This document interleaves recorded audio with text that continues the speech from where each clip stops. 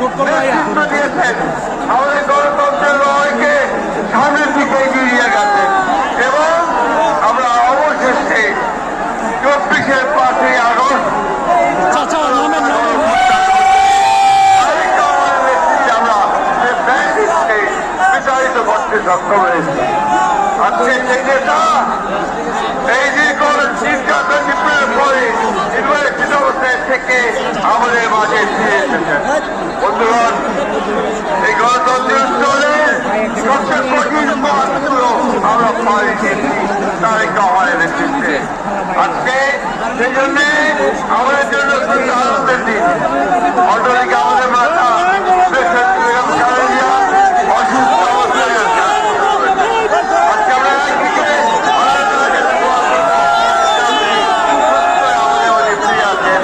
আর একই সঙ্গে দোয়া করবো নেতৃত্বে আমাদের আগামী 26-এর নির্বাচন, সেই নির্বাচনে জয়ী হয়ে আমরা যেন গণতন্ত্রকে প্রতিষ্ঠা করতে পারি, আইনের শাসনকে প্রতিষ্ঠা করে দিতে পারি এবং আমাদের তারেক রহমান সাহেবের 31 দশকে বাস্তবায়িত করতে পারি। সকলকে আবারও আমরা বিএনপির পক্ষ থেকে ধন্যবাদ, কৃতজ্ঞতা জানাচ্ছি। দেশের খাদের পক্ষ থেকে ধন্যবাদ, কৃতজ্ঞতা জানাচ্ছি এবং তারেক রহমান সাহেবকে আমরা স্বাগত জানাচ্ছি। আসসালামু আলাইকুম। শেষ করছি। বিএনপি জিন্দাবাদ, শেখ প্রেসিডেন্ট জিন্দাবাদ, তারেক রহমান জিন্দাবাদ।